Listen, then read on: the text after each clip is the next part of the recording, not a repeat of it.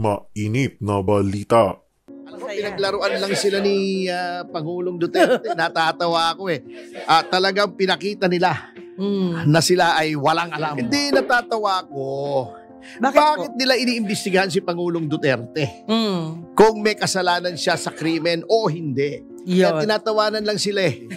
Kasi sinabi na ng Korte Suprema ang legislative hearing ay hindi hukuman.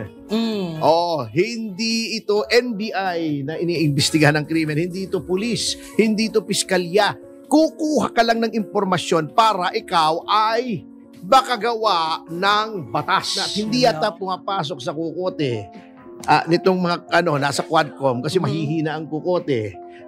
Hindi ko malaman kung mahina ang kukote o talagang hindi lang nila, clueless lang sila. O talagang ang pakay lang nila ay buwisitin si Duterte. Alam nyo, Kahapon yeah. Doon sa Quadcom meeting. Maganda Grabe yung Quadcom kahapon. Masaya. Alam mo, pinaglaruan lang sila ni Pangulong Duterte. Natatawa ako eh.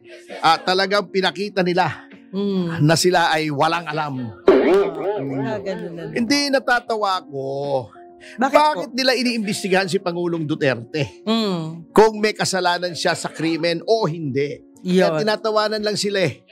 Di ba, sinabi na ng hukuman, paulit-ulit na at hindi yata pumapasok sa kukote nitong mga nasa Quadcom kasi mahihina ang kukote. Hindi ko malaman kung mahina ang kukote o talagang hindi lang nila, clueless lang sila. O talagang ang pakay lang nila ay buwisitin si Duterte. Hindi, ang masama nun pag na-high blood yun, baka biglang bumitaw Yun ang nakakatakot Ay, hindi naman siguro sila na-high blood Hindi kasi, sinabi na ng Korte Suprema ang legislative hearing ay hindi hukuman.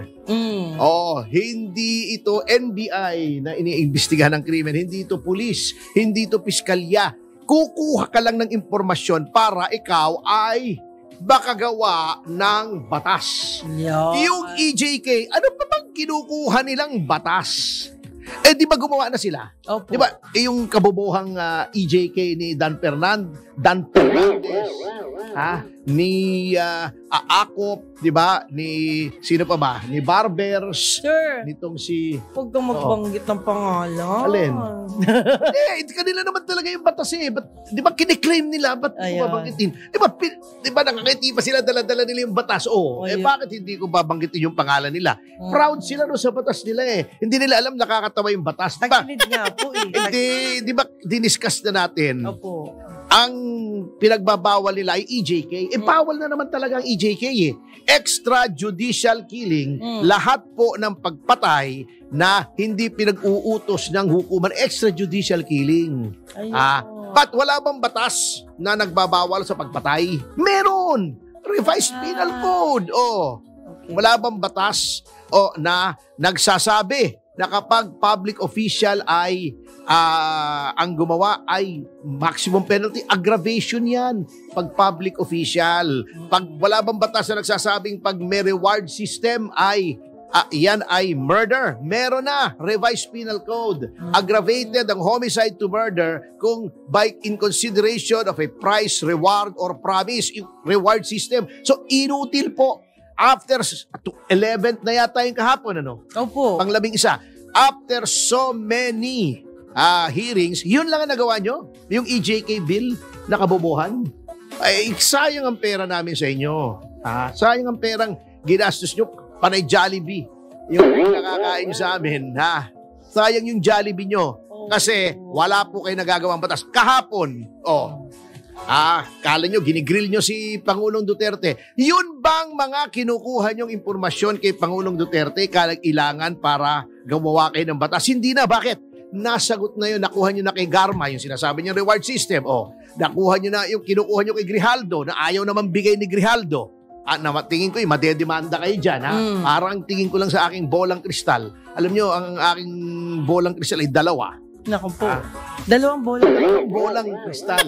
Pagka gusto kong malaman kung ano mangyayari sa yung hinaharap, tumutungo ako. Natanong ko tinitingnan ko yung aking bolang kristal na 2. Kinakalog-kalog ko. Diba? Diba, Indian pa na. Pero attorney, thankful, kakalog-kalog. thankful kami sa inyo kasi mas nauunawaan namin ang paliwanag mo actually. Ako gusto kong mabalik yung death penalty. Halimbawa, ngayon paano nila gagawaan ng batas yun? Ewan ko kung dinidiscuss nila, nyo, kahapon nga natatawa ko. Tinatanong niya, answer daw, yes or no. Hindi mo pwedeng gawin yon. Legislative investigation. Ibig sabihin, aware si Duterte ng gano'n. Siyempre, piskal yun Galing. Abogado yun Bakit ba pinofocus nyo sa kanila kung may guilt siya ng krimen? Hindi po trabaho ng legislature yon. Abuso yon. Kaya nga sinasabi, kung gagawin yung parang investigasyon, tatayo ako rito. Di ba sabi ni Pangulong Duterte? Bago sasabihin pa, you answer yes or no. Hindi pwedeng i-answer ng yes or no. Sabi nga, alam nyo, eto na lumabas kahapon ang double standard ng Quadcom, ang double standard nila sa witnesses. Alam nyo, pwede naman palang tratuhin ng witness na nagpapaliwanag, pag nangangatuwiran, hindi kinokontempt, pwede naman.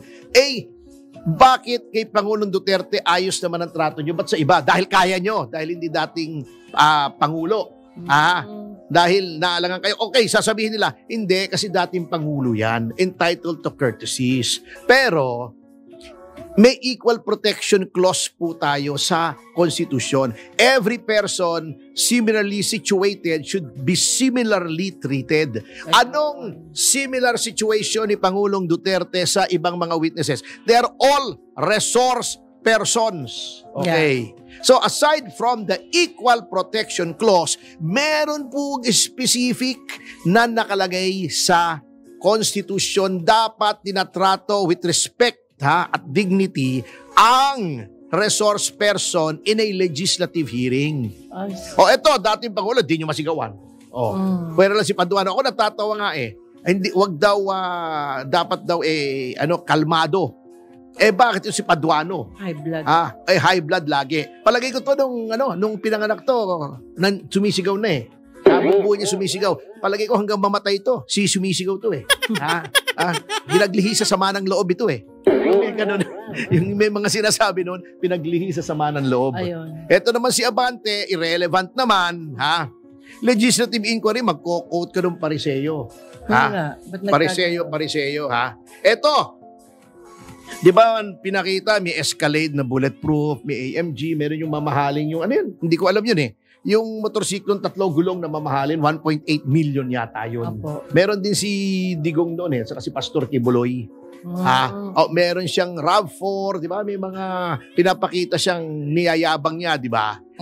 Sinasabi niya yung Pariseo, yung let he who is without sin cast the first stone. Ba't wala bang kasalanan si Pastor Abante? Ito ang biblical quote ko para kay Pastor Abante na galing sa Mateo. Bishop. Oo. Bishop Abante. Di Bishop. Oo. Baka bullshit. Hindi po, Bishop naman. Bullshit.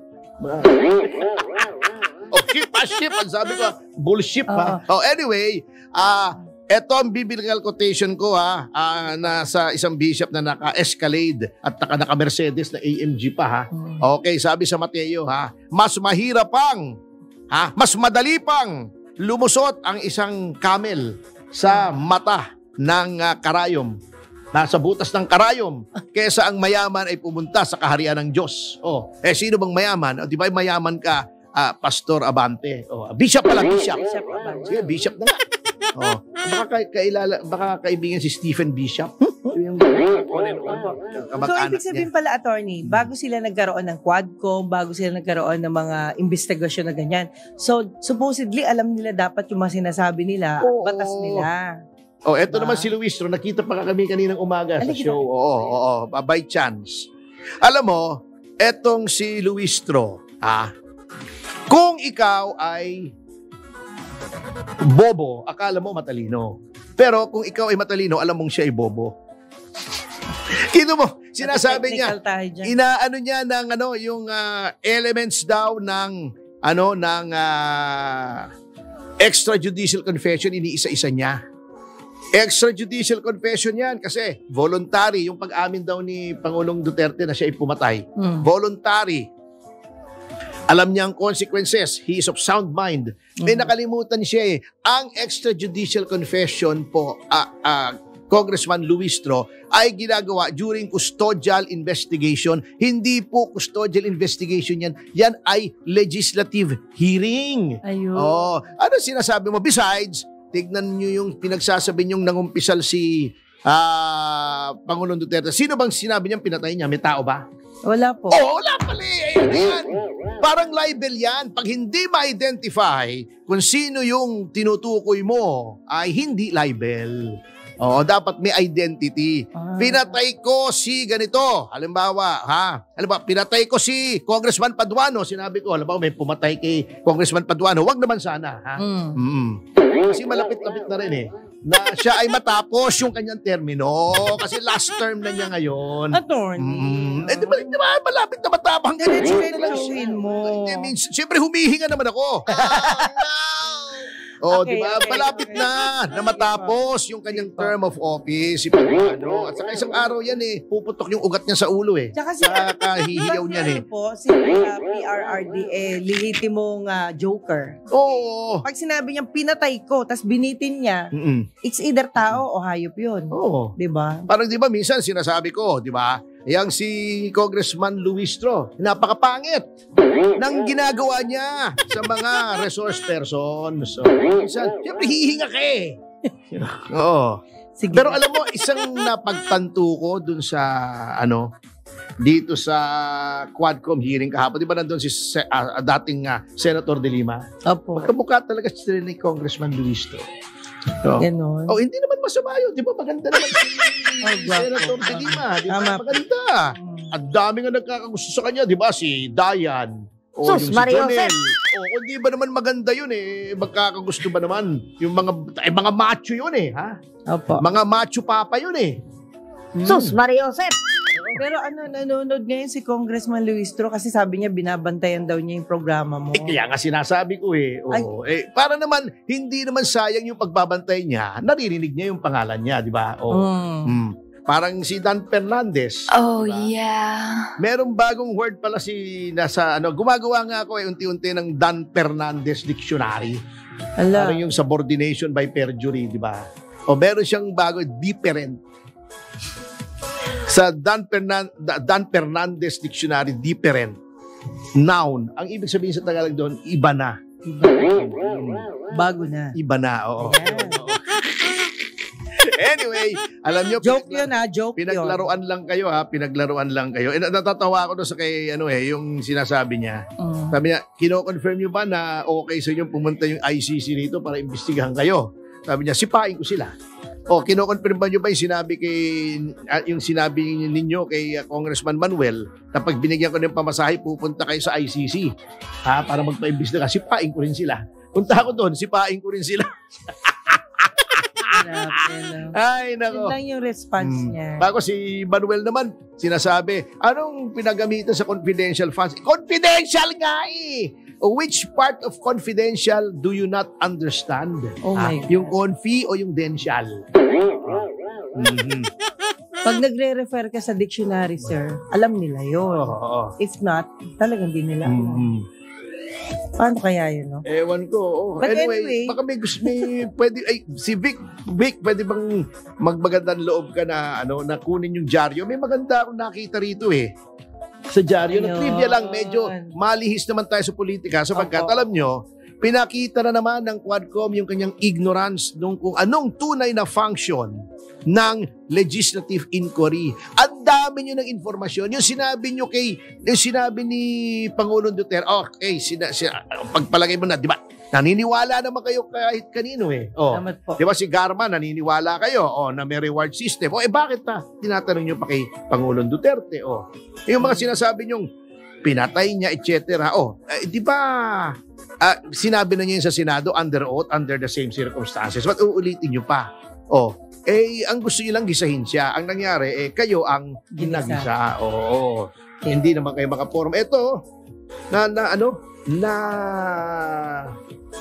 nasabi na rin yung si Congressman Manuel. Palagi ko interesado siya. Alam mo kasi passionista siya rito. Ayan may nakita pala, nandito siya sa ulat sa Filipino Mirror yan. Or sasabihin ni Dan Fernandez, tama. Pag sinabi ni Dan Fernandez, Filipino Mirror, tama rin kasi Filipino tayo Pero ito, Filipino Mirror. Diba? Okay. Yan sabi niya, lumang sapatos nakita 5,500 years old na kwerong sapatos. Leather. Alam mo kung saan nakita? Sa Areni Cave, sa Vayots, sa Armenia. Baka interesado si Congressman Manuel dito kasi hindi passionista yun. Di ba maganda magdamit yun? Mahilig sa sapatos yun. Etong lumang sapatos na nakita sa Vayots, sa Armenia, magandang balita to para sa kanya palagay ko. Diet skill? Oo, baka gusto niyo pumunta sa Bayot. Sa Armenia para tingnan ito. Okay. Pero alam mo sir, yung luma na mahal, maganda yan. Mas mahal naman. yan. Oo naman. Lalong mahal. Antique ang tawag niyan, di ba? Kaya kasi Dilima, mahal siya ni Junel. Kasi luma siya na mahal. Diba? Talaga. Sabi mo, wag na. Okay, bata. Sige, tama na. Titigil na ako kasi napanood naman nila. Opo. Oo, sila na maghusga dyan. Sige na. Sige na. Oo, different na naman. Different top. Sabi nga Dan Fernandez, different naman. Allah. Talaga, sir. Oo.